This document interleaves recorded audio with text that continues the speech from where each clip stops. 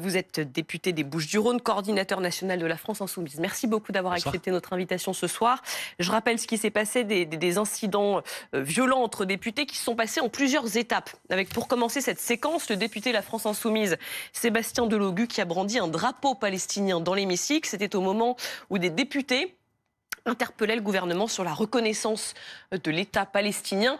On va vous entendre évidemment là-dessus dans un instant, mais juste avant, Samy Sfaxi, bonsoir à vous. Vous nous avez rejoint. Bonsoir. Que s'est-il passé précisément dans l'hémicycle aujourd'hui? Alors vous savez, on est mardi, et le mardi, ce sont les traditionnelles questions d'actualité au gouvernement, les fameuses QAG. Et en fait, tout commence lorsque Alma Dufour, une députée de la France Insoumise, souhaite interpeller le gouvernement sur la question de Gaza. Et au moment où Franck Riester, le ministre du Commerce extérieur, est en train de lui répondre, Sébastien Delogu, un autre député de la France Insoumise, à ce moment-là, se lève et brandit un drapeau palestinien. Voici la séquence.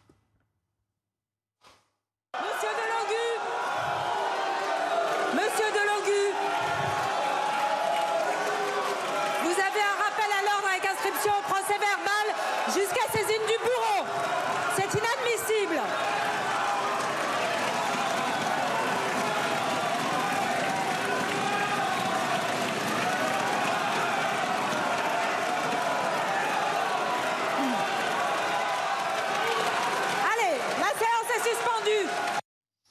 Cela a déclenché, vous l'avez vu, une véritable bronca dans l'hémicycle, la colère de Yaël Braun-Pivet, au point, et c'est un fait rarissime, que le bureau de l'Assemblée nationale a décidé de se réunir, et voici le résultat.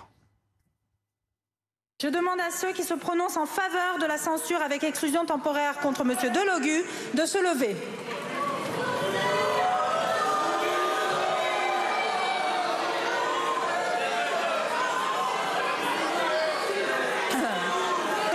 Ceux qui sont contre de bien vouloir se lever.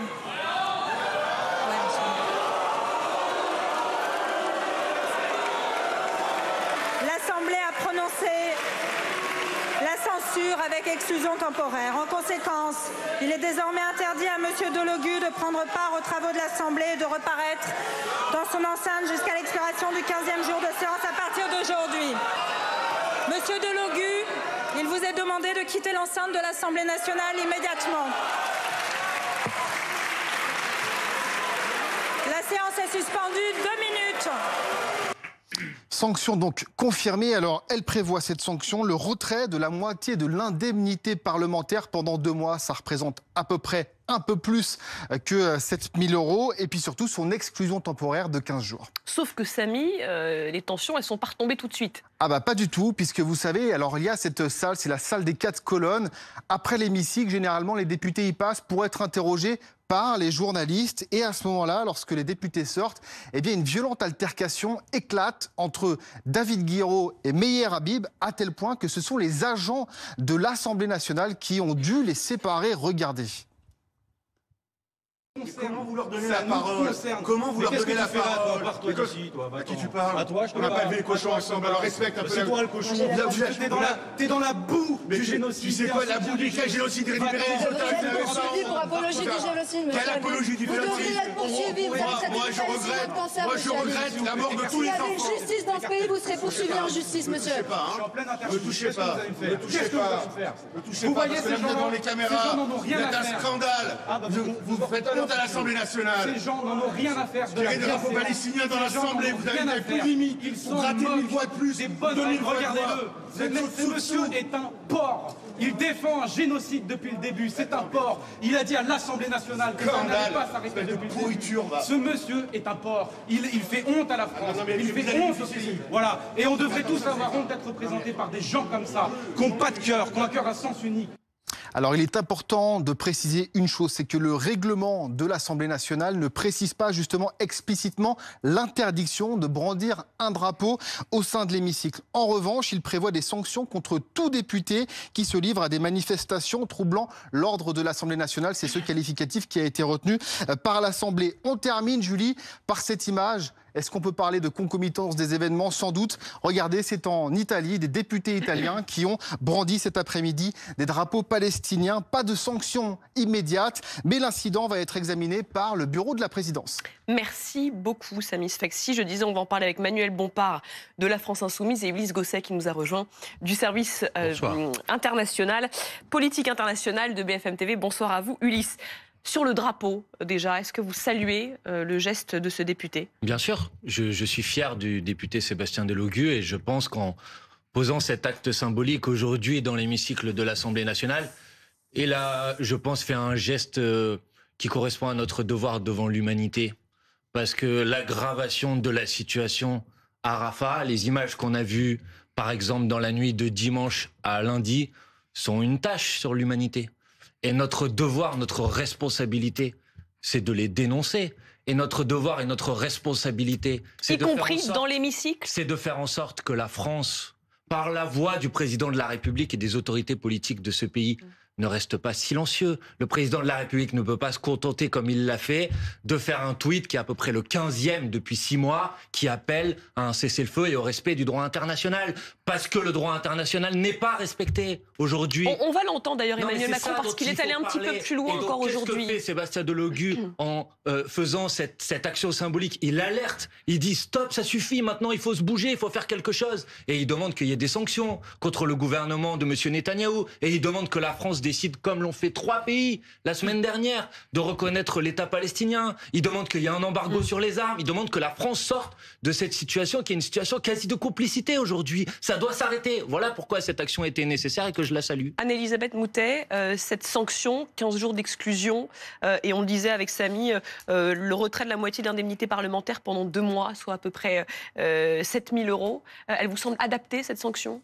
Il y a un règlement à l'Assemblée nationale, il y a une volonté évidente dans cette action de pousser et d'hystériser le débat, mais ce n'est pas une raison pour que le règlement ne soit pas respecté, d'une part, et d'autre part, ce n'est pas une bonne méthode qu'on en arrive à des scènes comme celle qu'on a vue dans l'Assemblée et comme ça on l'a vu après, parce que naturellement ça excite les deux parties. Et donc non, d'une part je pense que Mme Braun-Pivet a parfaitement raison, et d'autre part on peut parfaitement avoir des débats parlementaires sans être obligé de pousser ça à volontairement à casser le rythme de l'Assemblée nationale. On l'a pas fait pour Mariupol, on l'a pas fait pour Alep en Syrie, on l'a pas fait pour d'autres endroits, mais ça c'est devenu un enjeu électoral. Alors c'est pas vrai, dit Emmanuel Bompard. Non, je vous donne un exemple très simple. Dans l'Assemblée nationale ? Je vous donne un exemple très simple dans l'Assemblée nationale, qui est après la décision inacceptable de la Russie d'attaquer l'Ukraine, l'ensemble des députés sont rentrés avec un badge accroché sur leur veste avec un drapeau ukrainien. Et personne à l'époque a dit ça posait quelques problèmes que ce soit. Sébastien Delogu n'a pas interrompu la séance. Il a brandi un drapeau palestinien. Madame, vous disiez, et de fait, la séance a été suspendue. Madame, vous disiez il faut appliquer le règlement, c'est normal, etc. Attendez que les gens qui nous écoutent le sachent. La seule fois où la présidente de l'Assemblée nationale, sur le champ, a décidé d'interrompre les questions au gouvernement pour dire qu'il allait y avoir une sanction, c'est quand un député du Rassemblement national a tenu des propos racistes contre un député de la France Insoumise. Il retourne en Afrique. À l'époque, oui, le bureau de l'Assemblée nationale n'avait même pas été convoqué dans la foulée, il avait été convoqué 2 jours plus tard. Conclusion, bilan. En Macronie, pour Mme Braun-Pivet, il est plus grave d'alerter sur les carnages qui sont en cours aujourd'hui à Rafah que de tenir des propos racistes dans l'hémicycle de l'Assemblée nationale. Christophe Vous Barbier, trouvez ça normal, madame? Pas moi. Je suis indigné par le 2 poids 2 mesures qui est à l'œuvre par la décision de la présidente de l'Assemblée nationale. Et je pense que les gens qui nous écoutent doivent mesurer la différence entre alerter sur la situation dramatique à Gaza et tenir des propos racistes. Sanctionner trop durement ce député? Non, parce que ce que vous dites ne correspond pas à la réalité. Enfin, c'est votre interprétation, c'est pas la mienne. Ça correspond très précisément à la réalité. Deux choses. Non, mais dites-moi ce qui est faux. Alors, 2 choses. D'abord, sur les propos du député RN, il y avait une dispute. Qu'est-ce qu'il avait dit exactement? Qu'il retourne au pluriel, c'est-à-dire les migrants, etc., ce qui n'était pas acceptable, ou bien qu'il retourne lui, le député LFI, qui était un élu noir, ce qui était... Voilà. Singulier au pluriel, le racisme reste du racisme. Ça méritait investigation, si j'ose dire. C'est pourquoi la sanction... Non, il n'y avait pas besoin d'investiguer. Attendez, si, il y avait besoin. Ensuite, vous ne pouvez pas comparer une démarche collective de tous les députés par solidarité avec un pays, dans l'unanimité, c'est-à-dire le badge ukrainien que vous évoquiez, avec une démarche non prévue, non débattue et solitaire d'un député de brandir ce drapeau. Non plus, monsieur. Par ailleurs, ce député, quand il brandit ce drapeau palestinien, vous nous dites c'est pour alerter sur les massacres, vous avez raison, ce qui se passe là-bas est absolument intolérable. Mais il y a aussi un autre sens. C'est-à-dire que ce drapeau palestinien se retrouve dans l'hémicycle comme on plante des drapeaux quand on conquiert des montagnes. Et donc aujourd'hui, toutes les forces palestiniennes, les pacifiques, mais aussi les terroristes, peuvent dire, voyez, on a planté notre drapeau dans l'hémicycle français. Et donc, est-ce que vous ne fournissez pas à des mouvements terroristes un formidable argument pour dire regardez, notre cause progresse et le 7 octobre nous a rapporté cela. Christophe, on est quand même dans... Soyez raisonnable. Non mais c'est ce que je Soyez raisonnable. Les enfants qui prennent des bombes, qui sont brûlés. Mais c'est horrible. Les civils qui sont frappés. Bien sûr, c'est horrible, il faut que ça cesse. C'est à eux qu'on pense quand on brandit le drapeau palestinien. C'est horrible, il faut que ça cesse. Non, mais vous dites ça et en même temps vous dites oui mais quand même. Non, votre geste peut être utilisé par des gens qui ont des motivations. Mais vous, ce que vous êtes en train de dire peut être utilisé par les criminels de guerre qui sont à la tête du gouvernement israélien. Je ne suis pas à l'Assemblée nationale. On rappelle quand même... Ce n'est pas raisonnable. On rappelle quand même le contexte. Et Perico Légas, je sais que vous souhaitez intervenir. On est le jour où 3 pays européens, l'Espagne, l'Irlande et la Norvège, ont formellement reconnu l'État de Palestine. Mais...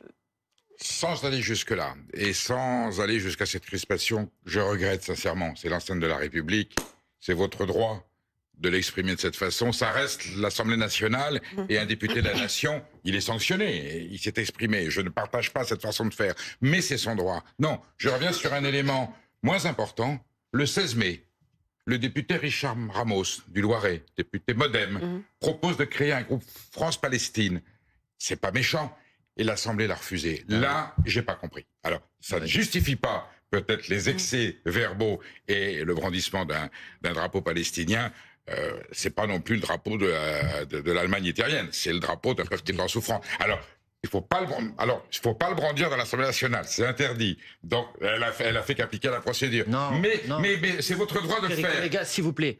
Mais là, qu'il soit sanctionné parce qu'il ne faut pas brandir un drapeau, c'est pas le sujet. Le sujet, c'est la nature de la sanction qui a été utilisée. Cette sanction est la plus grave possible sur l'échelle des sanctions de l'Assemblée nationale. Juste, sachez, est-ce que vous savez que dans la mandature précédente, un député macroniste à l'époque, qui s'appelait Sébastien Nadeau, avait brandi une pancarte et il avait dit la France est complice des morts au Yémen à l'époque. D'accord ? Précisément une démarche de même nature pour alerter sur une situation. Est-ce que vous savez quelle sanction avait eu Monsieur Nadeau ? Est-ce que vous le savez ? Personne ne le sait. Légère, un blâme, un rappel au règlement. Très légère, mais exactement. Ça n'a pas le même impact dans l'opinion. Vous voyez bien, ce soir, il y a des manifestants. Si vous faites un règlement, monsieur Barbier, vous évaluez le règlement en fonction de la nature des actes du trouble à l'ordre public, en fonction de l'impact que ça va avoir à l'extérieur. Cette action, Manuel Bompard. C'est pour ça que je voulais cet exemple. Je reviens sur le comité France-Palestine, Richard Ramos, qui n'est pas un révolutionnaire, qui l'a fait, qui est dans une démarche très ancienne entre la Palestine et la France. C'est pas violent, un groupe, et c'est refusé par l'Assemblée. Là, il y a un positionnement politique du Parlement français qui est un petit peu difficile à comprendre. Voilà. Manuel Bompard, cette action-là, elle n'était pas concertée ? Non, c'est ça. Vous saviez pas, vous, c'est son initiative propre, mais encore une fois, moi je la salue et j'en suis totalement solidaire.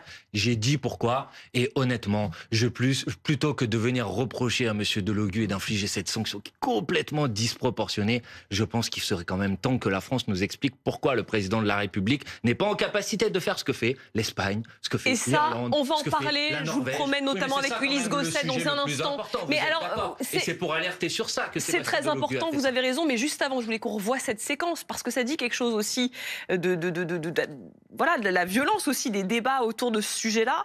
Ce qui s'est passé donc dans les 4 colonnes après qu'il a brandi ce drapeau palestinien, David Guiraud, député de la France Insoumise, interpellé par son collègue Meyer Habib. Interpellé, agressé, pendant qu'il est en train de tenir une conférence. Je vous laisse regarder, je vous laisse juger, regardez. Comment vous leur donnez la parole? Comment vous leur donnez la parole? À qui tu parles? À toi, je te parle. On n'a pas élevé les cochons ensemble, alors respecte un peu. C'est toi le cochon. T'es dans la boue du génocide. Tu sais quoi, la boue du génocide délibéré? Poursuivi pour apologie du génocide, monsieur. Quelle apologie du génocide? Vous devriez être poursuivi. Moi, je regrette la mort de tous les enfants. S'il y avait justice dans ce pays, vous serez poursuivi en justice, monsieur. Ne touchez pas. Ne touchez pas. Ne touchez pas. Vous voyez ces gens devant les caméras. Vous êtes un scandale. Vous faites honte à l'Assemblée nationale. Ces gens n'en ont rien à faire. Tirez des drapeaux palestiniens dans l'Assemblée, vous avez plus de limites. Ils sont grattez 1000 voix de plus. Des bonnes règles, regardez-le. Ce monsieur est un porc. Il défend un génocide depuis le début. C'est un porc. Il a dit à l'Assemblée nationale que ça n'allait pas s'arrêter depuis le début. Ce monsieur est un porc. Il fait honte à la France. Il fait honte au pays. Voilà. Et on devrait tous avoir honte d'être représentés par des gens comme ça, qui n'ont pas de cœur, qui ont un cœur à sens unique. On se parle comme ça, entre députés? Non, mais d'abord, c'est pas on se parle comme ça entre députés. David Guiraud est en train de tenir une conférence de presse. Meyer Habib arrive par derrière, l'interrompt au milieu de cette conférence de presse et commence à l'insulter. Donc c'est ça le point de départ. Et il le traite de porc. Est-ce que ça vous le condamnez? Celui qui a utilisé le premier, le champ lexical des porcs et des cochons, excusez-moi, dans cet extrait que vous êtes en train de montrer, c'est monsieur Meyer Habib. Oui, mais avec un proverbe. Non, mais d'accord, mais si vous voulez, j'ai compris que vous alliez en permanence les excuser, faites-le si vous voulez. Mais excuse pas, parce que c'est une altercation, je suis comme Jéricho. Mais attendez, quand même dire c'est un porc à quelqu'un de confession musulmane ou juive, c'est spécial. Vous lui direz, mais c'est lui le premier qui parle des cochons, c'est pas David Guiraud. Donc en l'occurrence, vous utilisez cet argument. Il prend un proverbe, pas une injure. Écoutez, franchement, je vais vous dire les choses. Ce député, monsieur Meyer Habib, parce que moi je veux bien qu'on parle de tout ce que vous voulez, cet homme a dit sur un plateau de télévision il y a quelques semaines de ça que la population palestinienne était un cancer. Cet homme a dit dans l'hémicycle de l'Assemblée nationale, à l'occasion d'une question posée par un député de mon groupe de la France Insoumise pour demander ce que la France allait faire pour arrêter les massacres à Gaza. Cet homme a dit « on va pas s'arrêter là ». Cet homme, dans l'hémicycle de l'Assemblée nationale. Bizarrement, là, il n'a pas été sanctionné. Donc, il l'a répété là en disant que c'était « on va pas s'arrêter là, on va éradiquer le Hamas ». C'était son explication cet après-midi. On connaît. Cet homme est le conseiller spécial de M. Netanyahou, qui est aujourd'hui sous le coup d'un mandat d'arrêt demandé par le procureur de la Cour pénale internationale comme criminel de guerre. Mais dire c'est un porc à un juif quand même, malgré tout ça. Peut-être qu'on peut écouter Meyer Habib. Il était sur le plateau de BFM TV cet après-midi. Est une honte pour l'Assemblée nationale. Alors lui, il se défend, on écoute sa version.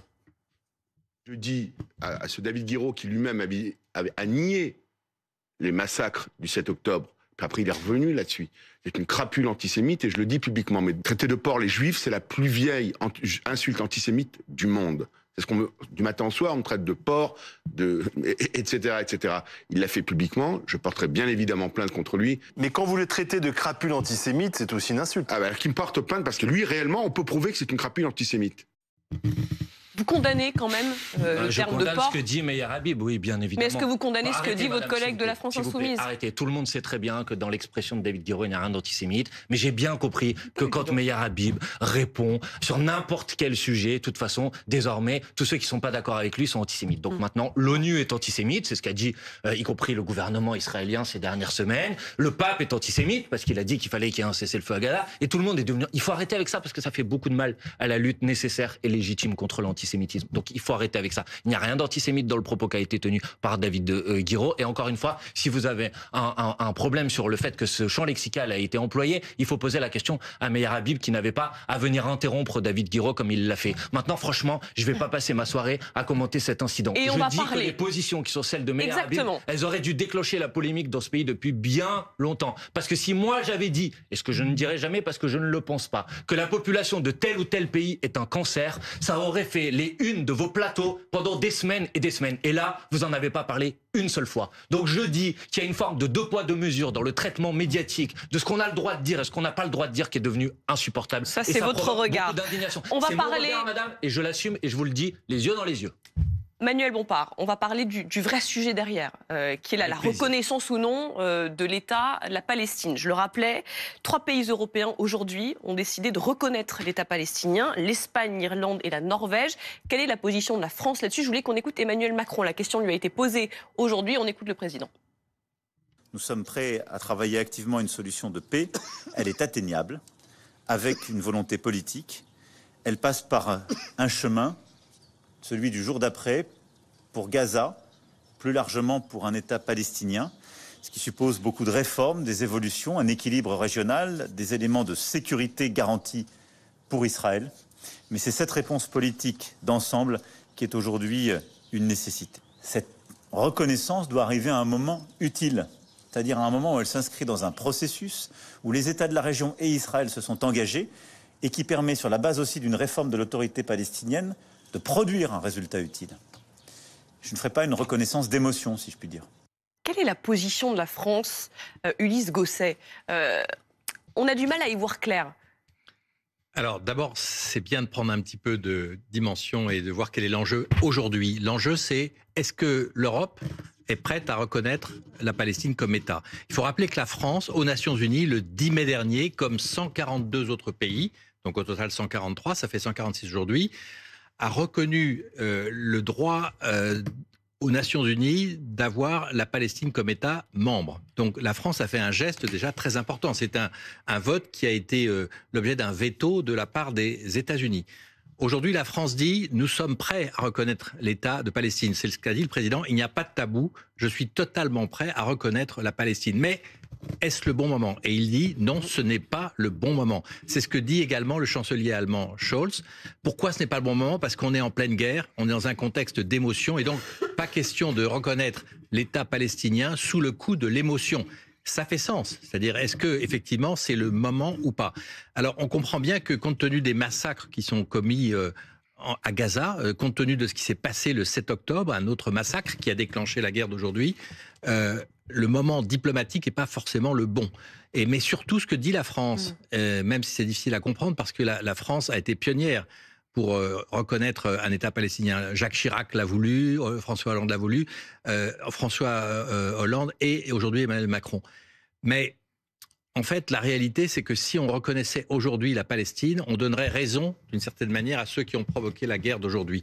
Et c'est pour cela que la France ne le fait pas. La France qui dit que c'est pas le bon moment, mais alors comment expliquer que l'Espagne, l'Irlande, la Norvège, eux disent, bah si, il faut reconnaître l'État palestinien tout de suite. Parce qu'ils pensent que ça permettrait d'accélérer finalement l'existence d'un État palestinien. Ce n'est pas le point de vue de la France. La France dit, pour qu'il y ait un État palestinien, il faudrait qu'il y ait une résolution des Nations Unies autorisant la création d'un État palestinien. Et pour cela, il faut une résolution. 1967. Et donc, effectivement, il faudrait qu'il y ait un débat et un vote aux Nations Unies. Ce que fait la France aujourd'hui, c'est qu'elle a préparé une résolution dans ce sens, en essayant de faire que les États-Unis ne mettent pas leur veto à cette résolution.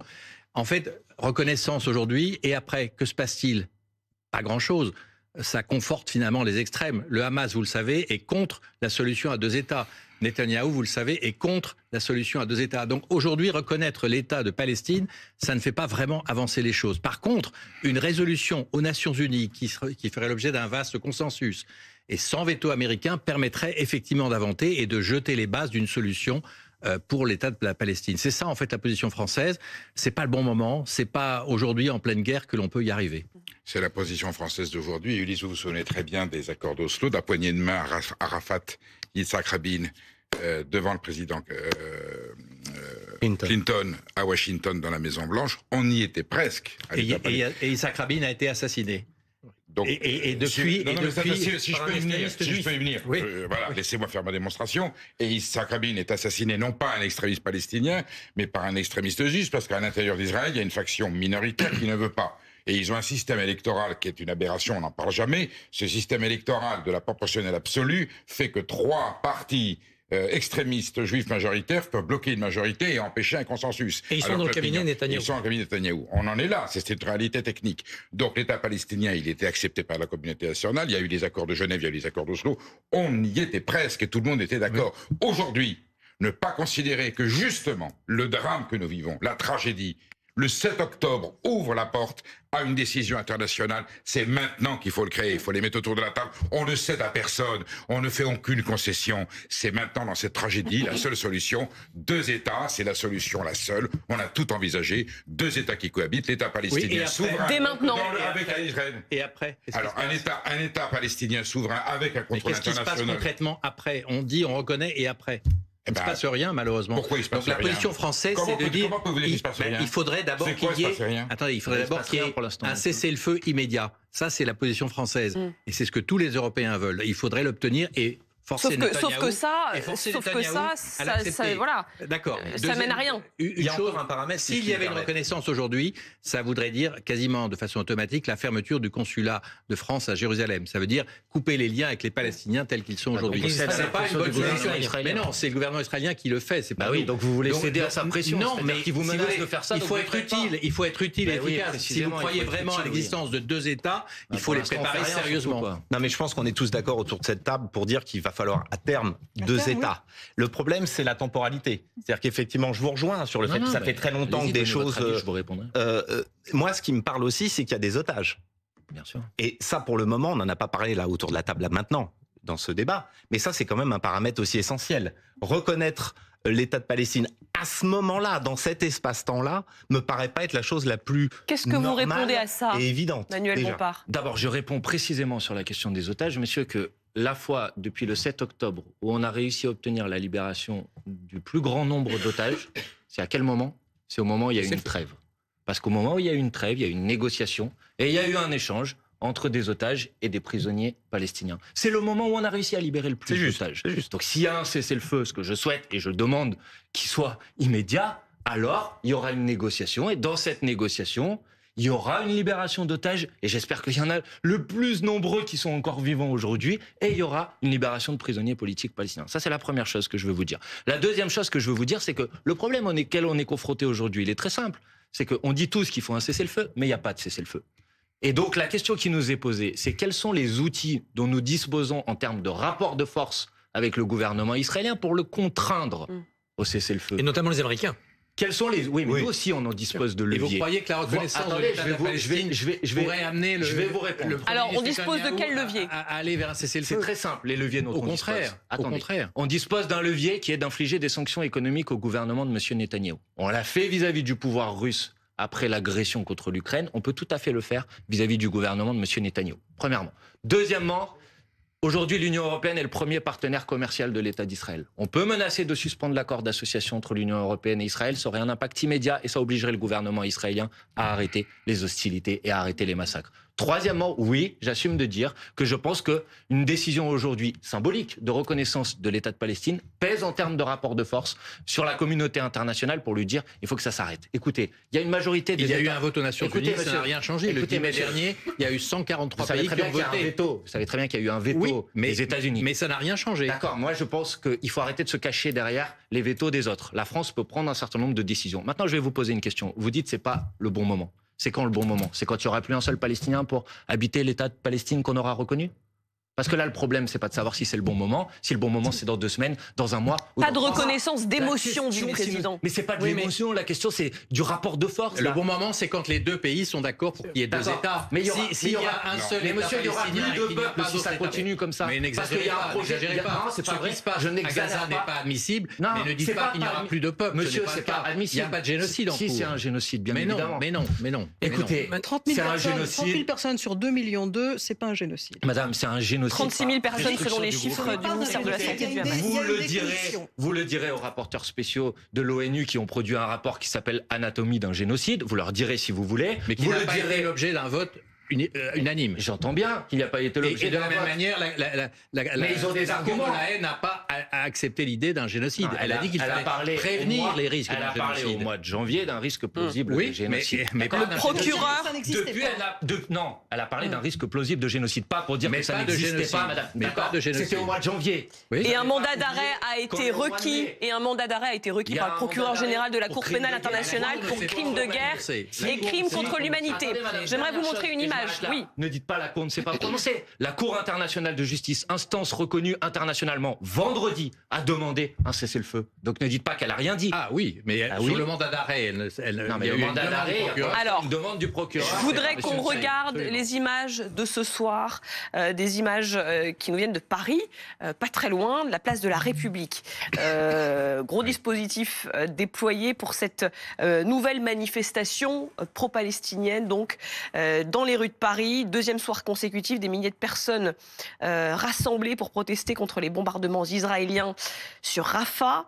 On a pu voir des drapeaux palestiniens avec des grandes banderoles réclamant l'arrêt du génocide. Ils étaient, selon nos informations, à peu près 2000 encore à 23h. Donc il y a une petite demi-heure. Manifestation sauvage, mais il n'y a pas eu de dégradation pour le moment. Un mot là-dessus, Manuel Bompard. D'abord, je vais vous dire, c'est la 2e soirée de manifestation après celle d'hier soir. Que hier soir non plus, il n'y a pas eu de dégradation. Et je peux vous dire que les gens qui sont dans la rue, moi j'étais présent au rassemblement tout à l'heure, place de la République, ils ont envie de pouvoir exprimer leur indignation, leur émotion et de faire pression sur les autorités politiques. Vous les appelez à recommencer ?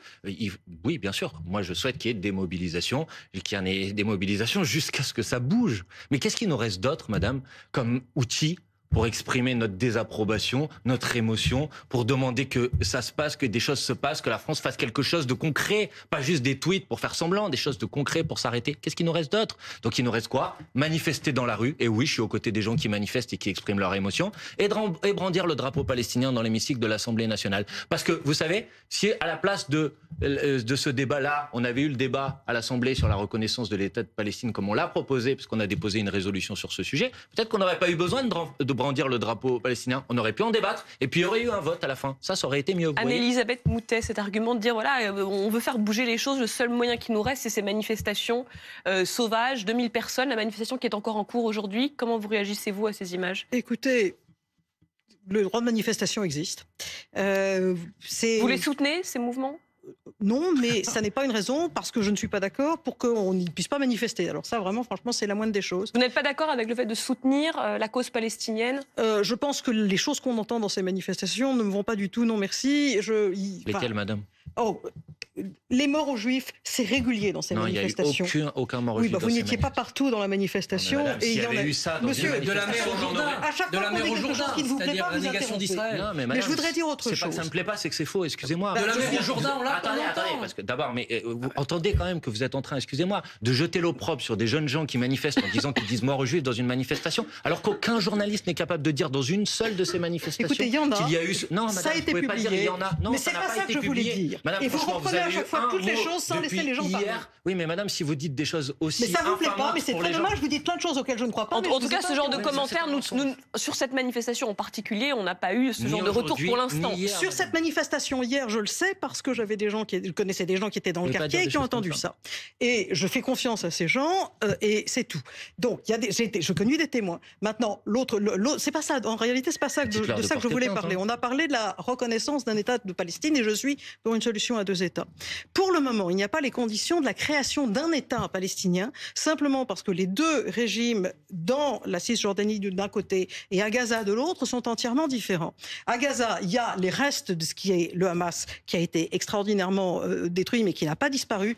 Et d'autre part, vous avez un État moribond avec un président à vie qui est Mahmoud Abbas depuis 30 ans, avec une énorme corruption. Et quand on a dit quand Emmanuel Macron dit qu'il faut des conditions pour réaliser les possibilités d'avoir un État qui puisse fonctionner, qui soit un État qui existe, ces conditions ne sont pas établies de chaque endroit pour des raisons différentes. Et finalement, et enfin, en ce qui concerne particulièrement Gaza, il y a tout de même des questions à poser sur les milliards qui ont été détournés par le Hamas, d'une part pour construire des 800 km de tunnels et d'autre part pour amasser des fortunes personnelles.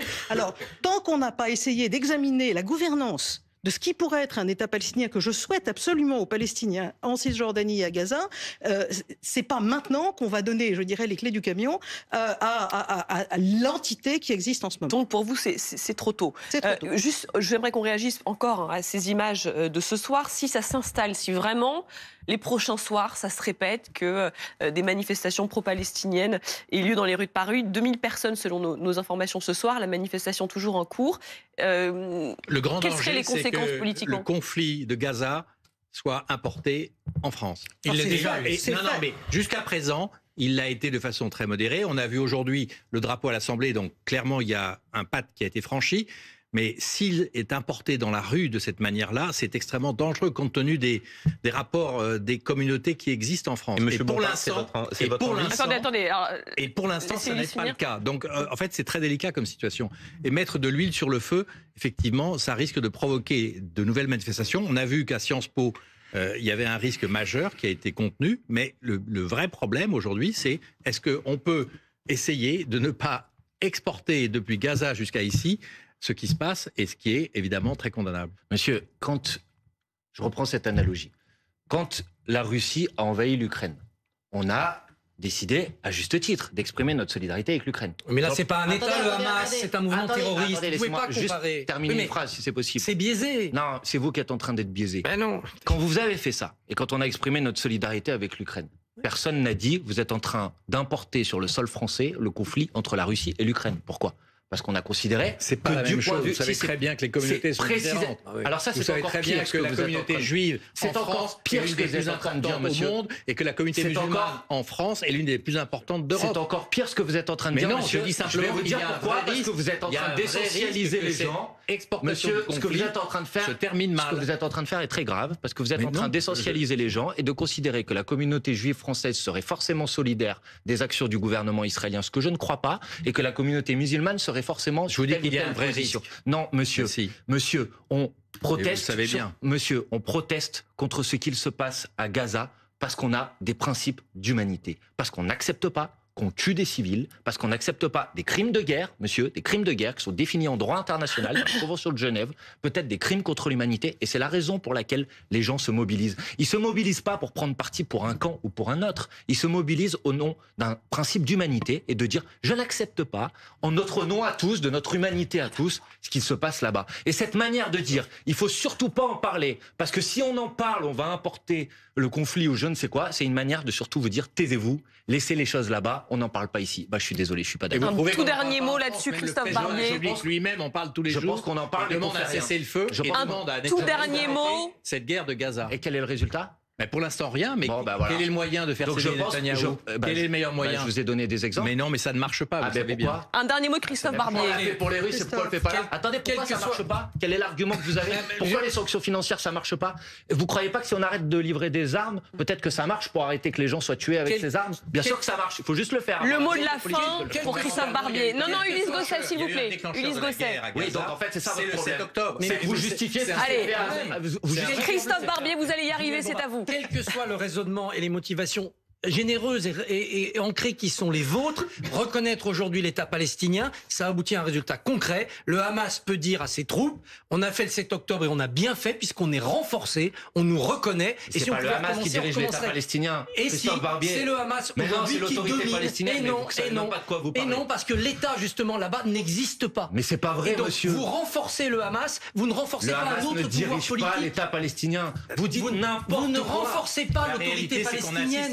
De fuite en avant. Non mais vous êtes à Gaza, n'importe quoi. Personne ne sait. L'autorité palestinienne, elle est dirigée par le Fatah aujourd'hui. Bien sûr, mais elle n'a aucune existence concrète et aucun poids. Mais beaucoup plus que celle du Hamas. Mais la réalité, c'est que ceux qui veulent pas reconnaître l'État palestinien font le jeu du Hamas. D'ailleurs, vous l'avez dit vous-même. Tout à l'heure, il y a une contradiction dans ce que vous avez dit. La solution à deux États. Eh oui, monsieur Netanyahou aussi. Donc si vous reconnaissez l'État palestinien, vous prenez une décision qui déplaît au Hamas et qui déplaît à monsieur Netanyahou. Une fuite en avant. Ne dites pas que vous leur faites un cadeau, c'est pas vrai. Une fuite en avant à Gaza, dit Ulysse Gosset, avec, on le rappelle, ce camp de déplacés qui a été touché et des bombardements à Rafah qui se poursuivent. L'armée israélienne qui ne tient absolument aucun compte des crimes de critiques qui sont formulés aussi bien aux États-Unis qu'en Europe. C'est des crimes de guerre, vous êtes d'accord? Merci beaucoup. Quand on frappe des civils de manière... Je dis fuite en avant et c'est évidemment extrêmement préoccupant. Non mais est-ce que ça s'appelle des crimes de guerre en droit international? L'enquête le dira. C'est pour cela qu'il y a une cour internationale de justice. Monsieur, quand on bombarde des civils, ça s'appelle des crimes de guerre. Mais il faut si on les bombarde délibérément, mais là ils disent que c'est bizarre. C'est bizarre sur l'action de Vladimir Poutine en Ukraine. Le procureur de la, je rappelle, le procureur de la Cour pénale internationale parle